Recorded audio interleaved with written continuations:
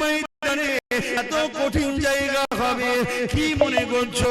দুনিয়ায় সব জায়গায় দাদাগিরি দিয়ে পার হয়ে যাবে, লাঠির জোর আছে, প্রশাসনের জোর আছে, নেতার জোর আছে, সব জোর দেখিয়ে দুনিয়ায় চলে যাচ্ছ। মনে রেখে দিও আখিরাতে দেখাবে মনে করে রেখেছো না বন্ধু না। আল্লাহ কিয়ামতের দিন বলবে জাহান্নামকে, এ ফেরেশতা যা আমার জাহান্নামকে নিয়ে জার্সির পাশে বা 70,000 জিনজিল দিয়ে আল্লাহ জাহান্নামকে বাঁধাবে।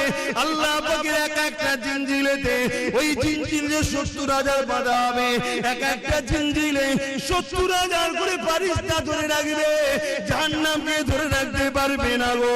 লম্বা লম্বা যে পার করে গুনাহগার করে ধরতে যাবে গো। ওই জমিনে আদম নবীও নফসি নফসি বলবে, মুসা নবীও নফসি নফসি বলবে, ঈসা নবীও নফসি নফসি বলবে।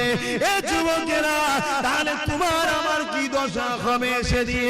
আল্লাহ দোস্তরা, আল্লাহ নবীরা তারা যদি নফসি নফসি করে, তোমার আমার দশা কি হবে?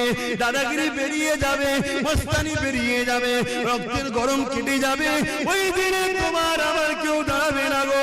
হ্যাঁ, দুনিয়ায় যদি তুমি নবী নবী করো, তোমার চরণে নবী, তোমার কথাতে নবী, তোমার লিবাসে নবী, তোমার ব্যবসায়ী নবী, সব জায়গায় যে তুমি নবীকে রাখতে পারো, চিন্তার কোনো কারণ নেই।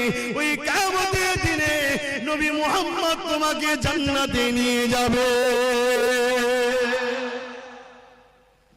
একটু ত্যাগ স্বীকার করো আমার সোনার ভাইরা। আমার মোনালিসা